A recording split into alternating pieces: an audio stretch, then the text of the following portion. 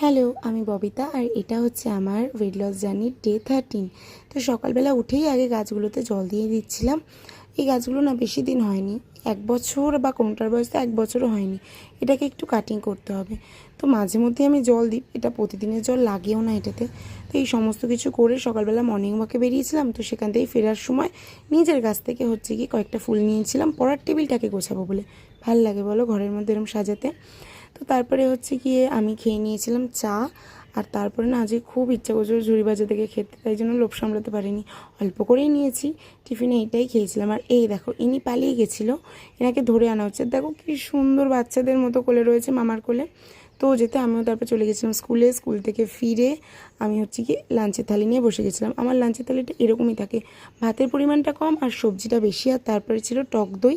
আর রাত্রিবেলার জন্য আমি রুটি আর তরকারি খেয়ে নিয়েছিলাম। তো আজকের মতো এখানেই শেষ করছি, টাটা।